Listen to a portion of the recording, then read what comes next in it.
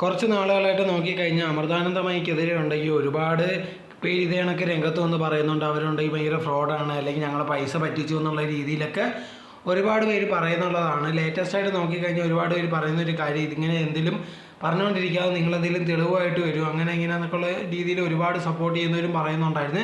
അങ്ങനെ ഇരിക്കുമ്പോഴാണ് ഇപ്പോൾ നാരായണൻ എന്ന് പറഞ്ഞ ഇദ്ദേഹം ഉണ്ടെങ്കിൽ ഒരു തെളിവായിട്ട് വന്നിരിക്കുന്നത്. തൻ്റെ ഫിക്സഡ് ഡിപ്പോസിറ്റ് ഉണ്ടായിരുന്നു ബാങ്കിൽ, അതുണ്ടെങ്കിൽ തൻ്റെ അടുത്ത് ചോദിക്കാതാണ് ഇദ്ദേഹമൊക്കെ എടുത്തിരിക്കുന്നത് എന്നുള്ള രീതിയിലാണ് പറഞ്ഞിരിക്കുന്നത്.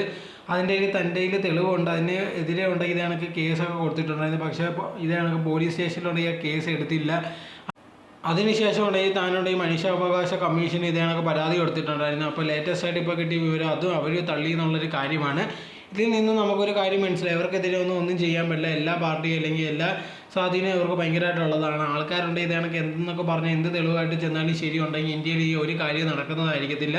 സോ അത് ഇതിനു മുമ്പ് കുറച്ച് വർഷങ്ങൾക്ക് മുമ്പ് ഇതാണ് കൊണ്ട് ഒരു ഫോറിൻ വനിത ഇതേണത്തുള്ള കാര്യങ്ങളൊക്കെ പറഞ്ഞിട്ടുണ്ടായിരുന്നു. പക്ഷേ ആ സമയത്ത് പോലും അത് ഭയങ്കരമായിട്ടുള്ള രീതിയിൽ സംസാരമോ കാര്യങ്ങളോ ഒന്നും വന്നിട്ടില്ല. അതേ കണക്ക് തന്നെയാണ് ഇതിപ്പോൾ പോയിക്കൊണ്ടേ ഇരിക്കുന്നത്.